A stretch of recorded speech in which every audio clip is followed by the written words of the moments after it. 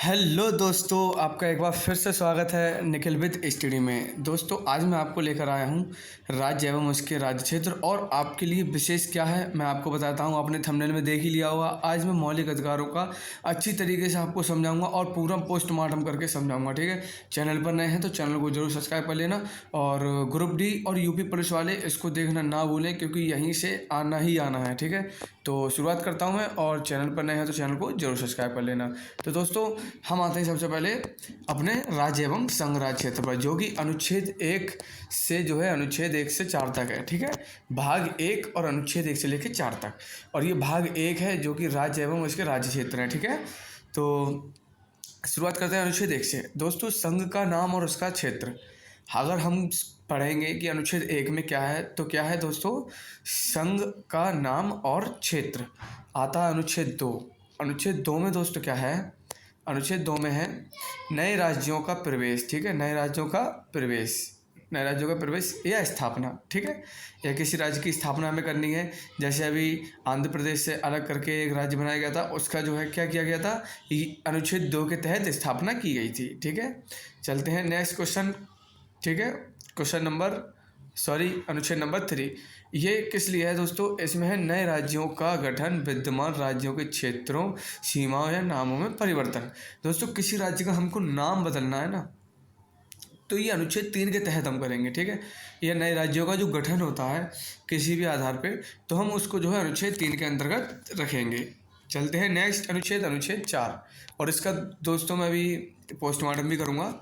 तो अनुच्छेद 4 पहले क्लियर कर लेते हैं। पहली और चौथी अनुसूची के संशोधन तथा अनुपूरक प्रासंगिक और परिणामिक विषयों का संशोधन करने के लिए अनुच्छेद 2 और 3 के अधीन बनाया गया कोई भी कानून जो कि अनुच्छेद 4 में रहेगा, ठीक है। अब दोस्तों, इसका पोस्टमार्टम कर लेते हैं। ये होता है पोस्टमार्टम। भारत का संघ, दोस्तों इंडिया, आप मेरे साथ साथ पढ़ते रहना। तो मैं शुरुआत करता हूँ। दोस्तों, इंडिया यानी भारत को राज्यों का संघ यानी कि फेडरेशन के बजाय राज्यों का संघ बताया गया है, ठीक है। दोबारा सुनना, इंडिया यानी भारत को राज्यों का संघ के बजाय राज्यों का संघ यानी यूनियन कहा गया है। फेडरेशन की जगह यूनियन कहा गया है। दोस्तों, इंग्लिश में जो है आपकी चेंजिंग है, बाकी ये सब सेम है, ठीक है। तो आपको ध्यान रखना है, जो भारत के संघ मतलब ये जो इंडिया है ये राज्यों का संघ यानी कि यूनियन बोला गया है। उसके बाद, क्योंकि भारतीय संघ अमेरिकी संघ की तरह राज्यों के बीच समझौते का परिणाम नहीं है, ठीक है। भारत के अंदर जो अमेरिका में जो राज्य है ना, वो सब अलग अलग हैं, उन सब की टाइमिंग अलग अलग है, और साथ ही वहाँ पर जो है जोन भी अलग अलग हैं, और उसके साथ साथ वहाँ पर दोहरी नागरिकता है, ठीक है। कौन सी नागरिकता है, दोहरी नागरिकता। हमारे यहाँ सिंगल नागरिकता है, इसीलिए हमारे जो अमेरिका का संघ है उनके राज्यों की तरह हमारे यहाँ का परिणाम जो है नहीं है, ठीक है। समझौते का परिणाम नहीं है। भारत को विनाशकारी राज्यों का अविनाशी संघ के रूप में वर्णित किया गया है, ठीक है। ये आपको ध्यान रखना है, यही इम्पोर्टेंट है, और इसी को हम पोस्टमार्टम भी कहते हैं। अनुच्छेद 2 और अनुच्छेद 3 के तहत बनाए गए कानून कौन कौन से हैं। सबसे पहला दोस्तों, अनुच्छेद 368 के अंतर्गत संशोधन नहीं माना जाएगा, ठीक है।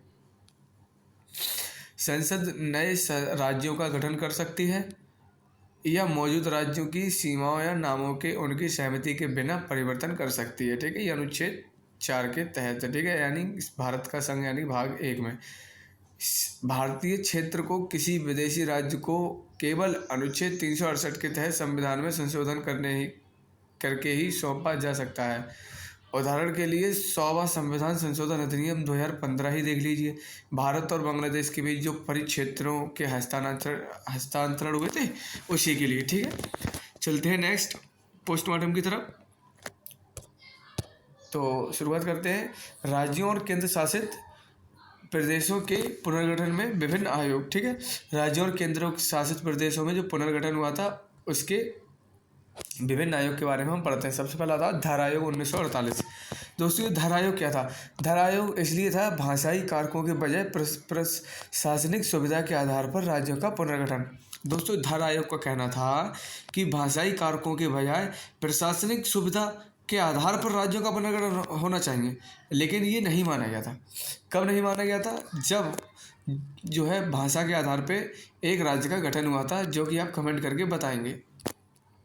जेबीबी समिति दोस्तों, जेबीबी समिति को जो है 1948 में ये क्या बोल रही थी? राज्यों के पुनर्गठन के आधार के रूप में भाषा को अस्वीकार कर दिया। दोस्तों भाषा को अस्वीकार कर दिया, ठीक है। तो इन दोनों की बात बिल्कुल सेम ही थी कि भाषा के आधार पर गठन नहीं होना चाहिए था, ठीक है। सदस्य कौन था उस समय पे? जेबीबी समिति के सदस्य कौन था? जवाहरलाल नेहरू, वल्लभ भाई पटेल और पट्टाभी सीतारमण। उसके बाद आता है अक्टूबर 1953 में भारत सरकार को पहला भाषाई राज्य बनाने के लिए मजबूर होना पड़ा था, जिसे आंध्र प्रदेश के नाम से जाना जाता है। आंध्र प्रदेश आंदोलन के जनक कौन थे? पोट्टी श्रीरामुलु, ठीक है। चलते हैं नेक्स्ट, फजल अली आयोग। दोस्तों ये भी बहुत इम्पोर्टेंट है। फजल अली आयोग 1953, ये राज्यों के पुनर्गठन के आधार पे के रूप में भाषा को स्वीकार किया गया था। एक भाषा एक राज्य के सिद्धांत को अस्वीकार कर दिया गया था। दोस्तों एक भाषा एक राज्य के आधार पर अगर जो है स्वीकार कर लेते तो हर राज्य की आज अलग भाषा होती। सदस्य कौन कौन था? फजल अली अध्यक्ष थे, के.एम. पडिक्कर, एच.एन. कुंजरू। राज्य पुनर्गठन अधिनियम 1956 और 7वें संविधान संशोधन अधिनियम 1956 के तहत 1 नवंबर 1956 को 14 राज्य और 6 केंद्र शासित प्रदेश बनाए गए। तो दोस्तों यहाँ पर सबसे ध्यान देने योग्य बात है ये वाली, इसे आपको ध्यान देना है, ठीक है। क्या ध्यान देना है? कि संविधान में जो 14 राज्य 6 केंद्र शासित प्रदेश बने थे, ये 7वें जो है संशोधन के तहत बने थे और अनुच्छेद 1956 में बने थे, ठीक है, 1 नवंबर 1956 को। चलते हैं नेक्स्ट आता है 1956 के बाद बनाए गए राज्य और उनके केंद्र शासित प्रदेश। तो दोस्तों सबसे पहला जो राज्य है वो है 1960 में दोस्तों महाराष्ट्र और गुजरात का विभाजन, ठीक है। पहले महाराष्ट्र और गुजरात को दोस्तों क्या कहा जाता था? सौराष्ट्र कहते थे। क्या कहते थे? सौराष्ट्र, ये था सौराष्ट्र, ठीक है। इसको हम जो है सौराष्ट्र भी कहा करते थे। इन दोनों को अलग करके 1960 में महाराष्ट्र अलग राज्य बना दिया गया, गुजरात अलग राष्ट्र बना दिया गया, ठीक है। उसके बाद चलते हैं हम 1961, दादरा और नगर हवेली का निर्माण, 10वां संविधान संशोधन था ये 1961 में। और दोस्तों अब दादरा और नगर हवेली को एक कर दिया गया है आई थिंक 1963 में। नागालैंड इसका जो है केंद्र शासित प्रदेश बनाया गया था। 1966 में चंडीगढ़, पंजाब और हरियाणा इनका जो है राज्यों को बनाया गया था। उसके बाद 1971 में हिमाचल प्रदेश, ठीक है, 1971 में हिमाचल प्रदेश, ठीक है। फिर 1972 में आपका मेघालय, मणिपुर, त्रिपुरा, ये 2 बने गए थे, जिसको हम MMT शॉर्टकट में बोल सकते हैं, ठीक है। फिर 1975 में सिक्किम पूर्ण राज्य बना 36वें संविधान संशोधन द्वारा। पहले सिक्किम जो है अलग अपना देश बनाना चाहता था या अलग जो है भारत से था, लेकिन 36वां संविधान संशोधन द्वारा इसको मिला लिया गया। और क्यों मिलाया गया था? क्योंकि तिब्बत चीन जो है इस पर हमला कर रहा था, तो भारत ने इसको शरण दी थी, ठीक है। 1987 मिजोरम, अरुणाचल प्रदेश और गोवा। तो दोस्तों इतने राज्यों को जो है 1956 के बाद बनाया गया था, ठीक है। चलते हैं नेक्स्ट, जम्मू और कश्मीर पुनर्गठन 1919, ये इम्पोर्टेंट है, इसको आपको याद रखना है। 2019 तक पूर्ववर्ती जम्मू कश्मीर और राज्य के पास अपना संविधान था तथा भारतीय संविधान के अनुच्छेद 370 के आधार पर उसे विशेष दर्जा प्राप्त था। लेकिन इसको जो है इस बिल को लाकर सरकार ने एक्ट बनाया और इसको लागू कर दिया गया और आज 370 जम्मू कश्मीर से समाप्त कर दी गई है, ठीक है। अब आती है दोस्तों नागरिकता। अब हम दोस्तों नागरिकता पढ़ेंगे।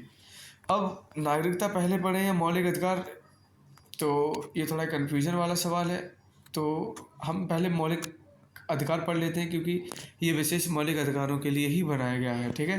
फिर उसके बाद मैं नागरिकता पढ़ा दूंगा। तो आपका मौलिक अधिकार नीचे आने वाला है, ये रहा आपका आज का टॉपिक, ठीक है, जिसके लिए हर कोई पढ़ना चाहता है और यहीं से आता भी है, ठीक है। तो शुरुआत करते हैं मौलिक अधिकार, ठीक है। ये आपका मौलिक अधिकार हो गया और मौलिक अधिकार में सबसे पहले हम ये पता करेंगे कि इसमें अनुच्छेद कितने होते हैं। तो दोस्तों इसमें 12 से 35 अनुच्छेद होते हैं, ठीक है। कितने अनुच्छेद होते हैं? 12 से 35।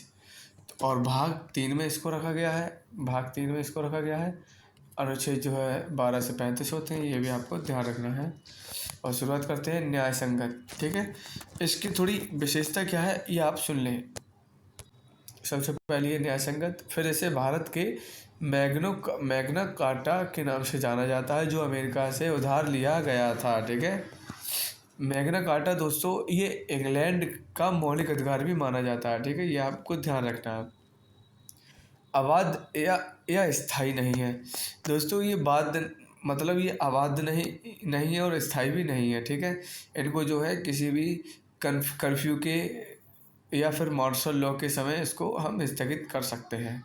सर्वोच्च न्यायालय द्वारा सभी व्यक्तियों को गारंटी दी गई है। ठीक है, उसके बाद आपका आता है स्वतंत्रता और आज़ादी की रक्षा, जो है अनुच्छेद 12 से 35 के बीच मौलिक अधिकार में है।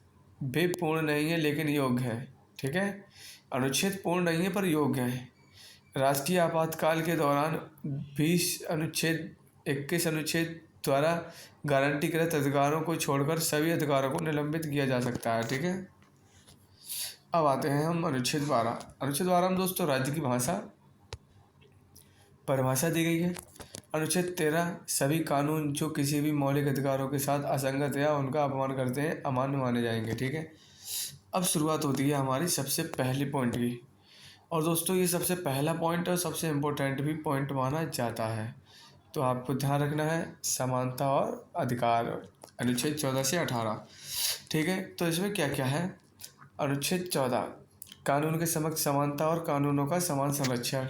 ठीक है, उसके बाद अनुच्छेद 15 धर्म, मूलवंश, जाति, लिंग या जन्म के स्थान के आधार पर किसी भी नागरिक के विरुद्ध भेदभाव प्रतिषेध। ठीक है, यानी अनुच्छेद 15 के तहत आप जो है किसी को भी जाति, धर्म, लिंग के आधार पर भेदभाव नहीं करेंगे। ठीक है, और दोस्तों कानून के समक्ष समानता जो है इसका मतलब है ब्रिटिश मूल और नकारात्मक अर्थ, कानून का समान संरक्षण, अमेरिका मूल और सकारात्मक धारणा। ठीक है, अब हम शुरुआत करते हैं दोस्तों 15A की, क्योंकि अनुच्छेदों के अंदर भी कई अनुच्छेद होते हैं। अब पोस्टमार्टम करना है तो इनका भी इलाज करना पड़ेगा। ठीक है, अब आता है हमारा सबसे अच्छा 15A। दोस्तों राज्य किसी भी नागरिक के विरुद्ध केवल धर्म, मूलवंश, जाति, लिंग, जन्म स्थान या इनमें से किसी के आधार पर भेदभाव नहीं करेगा। ठीक है, समझ में आया। अब चलते हैं नेक्स्ट 15(2). इसमें दोस्तों क्या है, कोई भी नागरिक केवल धर्म, मूलवंश, जाति, लिंग, जन्म स्थान या इनमें से किसी के आधार पर किसी भी प्रकार की अक्षमता, दायित्व, प्रतिबंध या शर्त के अधीन नहीं होगा। ठीक है, उसके बाद 15(2)A में क्या है, दुकानों, सार्वजनिक रेस्तरां, होटलों और सार्वजनिक मनोरंजन के स्थानों तक पहुंच। ठीक है, नंबर बी कुओं, तालाबों, स्नान घाटों, सड़कों और सार्वजनिक मनोरंजन के स्थानों का उपयोग सब कर सकते हैं जो पूर्णतः या आंशिक रूप से राज्य निधि से बनाए रखे गए हों या आम जनता के उपयोग के लिए समर्पित हों। ठीक है, चलते हैं नेक्स्ट लोक नियोजन मामलों में अफसर की समानता। ठीक है, लोक नियोजन मामलों में अफसर की समानता। ठीक है, अब समानता क्या क्या है दोस्तों, जैसे आपकी लोक नियोजन मतलब आपके लिए जो नौकरियां दी जाएंगी तो नौकरियां सभी धर्म और सभी जाति के लोगों को दी जाएंगी। ठीक है, उसके बाद आता है आपका 16(4) में राज्य को पिछड़े वर्ग के नागरिकों के लिए सरकारी नौकरियां आरक्षित करने की अनुमति देता है। ठीक है, पिछड़े वर्गों के लिए जो है नौकरियां आरक्षित करने की अनुमति देता है। चलते हैं नेक्स्ट अनुच्छेद 17। अनुच्छेद 17 है दोस्तों अस्पृश्यता का उन्मूलन, यानी कि छुआछूत के आधार पर अनुच्छेद बनाया गया है कि आप छुआछूत नहीं कर सकते किसी भी धर्म जाति के लोगों से। अनुच्छेद 18 आ गया उपाधियों का उन्मूलन। ठीक है दोस्तों, उन्मूलन यानी कि आप जो है किसी भी देश से जो है कोई आपको उपाधि नहीं दे सकता है, उसके लिए राष्ट्रपति की अनुमति लेनी पड़ेगी। और जो उपाधियां हैं वो केवल सेना में ही मिल सकती है, जैसे कर्नल की उपाधि, जनरल की उपाधि है ना, तो आपको ये ध्यान रखना है। ठीक है, अब चलते हैं नेक्स्ट है स्वतंत्रता का अधिकार। अब तक हमारा विधि मतलब समता या समानता का जो है परिचय हुआ था। अब हम स्वतंत्रता का अधिकार पढ़ेंगे, ठीक है। अब इसके अधिकार में हम क्या क्या पढ़ेंगे ये आप लोग को बताता हूँ। अनुच्छेद 19 में अभिव्यक्ति की स्वतंत्रता आदि से संबंधित कुछ अधिकारों का संरक्षण, ठीक है। अभिव्यक्ति, हम कुछ भी अभिव्यक्ति यानी घूमने की स्वतंत्रता या संगठन बनाने की स्वतंत्रता, किसी चीज़ के धर्म की प्रचार की स्वतंत्रता, ये सब अभिव्यक्ति की स्वतंत्रता में आती है। और इसके और भी उप अनुच्छेद होते हैं जो कि ये हैं। अनुच्छेद 1 में है दोस्तों, सभी नागरिकों को अधिकार होगा। नंबर का वाक एवं अभिव्यक्ति की स्वतंत्रता। नंबर खा एकत्र होने की स्वतंत्रता। नंबर गा संघ बनाने की स्वतंत्रता। नंबर गा आवागमन की स्वतंत्रता। नंबर ई निवास की स्वतंत्रता। नंबर 6 व्यवसाय की स्वतंत्रता। दोस्तों ये 6 स्वतंत्रताएं हैं। इनमें से जो 7वीं स्वतंत्रता है वो हटा दी गई है, वो 300 का में रख दिया गया है, जो कि संपत्ति का अधिकार है। जैसे आपके घर में अगर कहीं संपत्ति मिलती है तो वो सरकार के अधीन हो जाएगी, ठीक है। अब आता है अनुच्छेद 20। अनुच्छेद 20 में दोस्तों क्या है, अनुच्छेद 20 में अपराधों के लिए दोष सिद्धि के संबंध में आरक्षण, ठीक है। अपराधों के लिए दोष सिद्धि के संबंध में संरक्षण, सॉरी। और उसके बाद यानी दोष सिद्धि के संरक्षण का मतलब है आप कोई वकील कर सकते हैं, ठीक है। आप वकील करते हैं, वो सब अनुच्छेद 20 के तहत करते हैं। अनुच्छेद 21 में दोस्तों जीवन या व्यक्तिगत स्वतंत्रता की सुरक्षा, ठीक है। चलते हैं नेक्स्ट, अनुच्छेद 21 के भाग के रूप में अधिकार। दोस्तों अब अनुच्छेद 21 के भाग के रूप में अधिकार कौन कौन से हैं? सबसे पहला दोस्तों, सबसे पहला कौन सा अधिकार है आपका? निजता का अधिकार, ठीक है। किसी भी निजता का आपको अधिकार है, ठीक है। उसके बाद 14 वर्ष की आयु तक निःशुल्क पढ़ाई, शीघ्र सुनवाई का अधिकार। उसके बाद सूचना का अधिकार, सोने का अधिकार, सतत विकास का अधिकार, अपनी पसंद के व्यक्ति से विवाह करने का अधिकार। तो दोस्तों आज के समय में सबसे ज़्यादा लव मैरिज हो रही है, तो अगर आप लव करते हैं और आपको नियम नहीं पता है तो आप फंस सकते हैं। तो आप ये ध्यान रखना आपके लिए इम्पोर्टेंट है, जो नए लड़के हैं, ठीक है। अनुच्छेद 21 के तहत अपनी मनपसंद व्यक्ति के विवाह करना, ठीक है। और सम्मान के साथ मरने का अधिकार आदि, ठीक है। सम्मान के साथ मरने का अधिकार, ठीक है। उसके बाद ये तो आपका अनुच्छेद 21 हो गया। अब अनुच्छेद 20(1) में क्या है? कोई पूर्वव्यापी कानून नहीं, ठीक है। किसी भी आपराधिक अपराध के लिए व्यक्ति का अपराध सिद्ध होने के समय विद्यमान कानून के आधार पर दंडित किया जा सकता है, ठीक है। उसके बाद 20(2) कोई दोहरी सजा नहीं। किसी भी व्यक्ति पर एक ही अपराध के लिए एक से अधिक बार मुकदमा नहीं चलाया जाएगा और उसे दंडित नहीं किया जाएगा। मतलब किसी आदमी पर एक मुकदमा है ना, तो उसके लिए एक बार ही जो है कानून चलाया जाएगा, ना कि बार बार उसको दंडित करते रहे, ठीक है। 20(3) यानी कि 20 का सॉरी सी, इसमें दोस्तों कोई आत्मदोष नहीं। किसी भी अपराध के आरोपी व्यक्ति को स्वयं के विरुद्ध गवाह बनने के लिए कोई बाध्य नहीं किया जाएगा, यानी कि आप खुद गवाह बन सकते हैं, ठीक है। आता है आपका अनुच्छेद 21(a). इसमें क्या होगा दोस्तों? अनुच्छेद 21(a) में प्रारंभिक शिक्षा का अधिकार 6 से 14 वर्ष वाले को, जो कि 86वें संविधान संशोधन द्वारा जो है 2002 द्वारा सम्मिलित किया गया है, ठीक है। उसके बाद अनुच्छेद 22 कुछ मामलों में गिरफ्तारी और नज़रबंदी से संरक्षण। नज़रबंदी न्यायालय द्वारा परीक्षण एवं दोष सिद्धि के बिना, ठीक है। दंडात्मक नज़रबंदी यानी कि परीक्षण और दोष सिद्धि के बाद सजा, ठीक है। ये आपको ध्यान रखना है, ठीक है दोस्तों। उसके बाद आते हैं नेक्स्ट अनुच्छेद 23 मानव तस्करी और बलात्श्रम का प्रतिषेध, यानी कि दोस्तों बच्चों से आप जो है नहीं करवा सकते कोई भी काम। अनुच्छेद 24 के तहत कारखानों आदि में बच्चों के काम करने पर प्रतिबंध, यानी कि बच्चा 18 साल से नीचा है तो वो किसी कारखाने में काम नहीं कर सकता, वरना उसको सजा होगी। चलते हैं धार्मिक स्वतंत्रता का अधिकार। दोस्तों धार्मिक स्वतंत्रता का क्या अधिकार है मैं आपको बताता हूँ। अनुच्छेद 25 अंतःकरण की स्वतंत्रता और धर्म की अबाध रूप से मान्य आचरण और प्रचार करने की भी स्वतंत्रता है, ठीक है। अनुच्छेद 25 के तहत। अनुच्छेद 26 धार्मिक मामलों में प्रतिबंध की स्वतंत्रता, ठीक है, प्रबंधन की स्वतंत्रता। अनुच्छेद 27 में क्या है दोस्तों? किसी भी धर्म के प्रचार के लिए करों के भुगतान से स्वतंत्रता। ठीक है, उसके बाद आता है आपका अनुच्छेद 28, कुछ शैक्षणिक संस्थाओं में धार्मिक शिक्षा या पूजा में भाग लेने में से स्वतंत्रता। नंबर का, पूर्णतः राज्य द्वारा पोषित संस्थाएं जहां धार्मिक शिक्षा पूर्णतः प्रतिबंध है। नंबर खा, राज्य द्वारा प्रशासित किंतु किसी बंदोबस्त या ट्रस्ट के तहत स्थापित संस्थाएं जहां धार्मिक शिक्षा की अनुमति है। ठीक है, ये कुछ नियम हैं। अगर आप बिना किसी पूछे जो है आप कहीं भी प्रचार करते हैं तो आपको कानूनी अपराध माना जाएगा। उसके बाद आते हैं संस्कृति और शैक्षिक अधिकार। यहाँ पे दोस्तों क्या होता है कि संस्कृत और शैक्षिक अधिकार अनुच्छेद 29 से 30। अनुच्छेद 29 है अल्पसंख्यकों की भाषा, लिपि और संस्कृति का संरक्षण नागरिकों का कोई भी वर्ग। ठीक है, अनुच्छेद 30 अल्पसंख्यकों को शैक्षणिक संस्थाएं स्थापित करने और उनका प्रशासन करने का अधिकार, केवल अल्पसंख्यकों तक सीमित। अनुच्छेद 32 क्या है? अनुच्छेद 32 है दोस्तों संवैधानिक उपचार का अधिकार। ठीक है, संवैधानिक उपचार का अधिकार यानी कि इसमें रिट जारी कर सकते हैं आप अनुच्छेद 32 के तहत।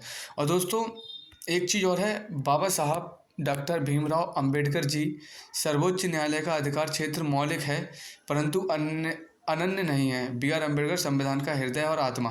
ठीक है, तो दोस्तों बाबा साहब ने कहा है कि ये संविधान की जो आत्मा है वो क्या है? वो है मौलिक अधिकार। उसके बाद अनुच्छेद 33 पाते हैं सशस्त्र कर्मचारी वर्गों के मौलिक अधिकारों को प्रतिबंधित करने की संसद की शक्ति। ठीक है, उसके बाद अनुच्छेद 34 मार्शल लॉ लागू रहने के दौरान मौलिक अधिकारों का प्रतिबंध। दोस्तों कहीं भी कर्फ्यू लगता है, मार्शल लॉ लगता है, तो उस समय में अनुच्छेद 21 और अनुच्छेद 20 को छोड़कर सभी मौलिक अधिकारों का प्रतिबंध किया जा सकता है।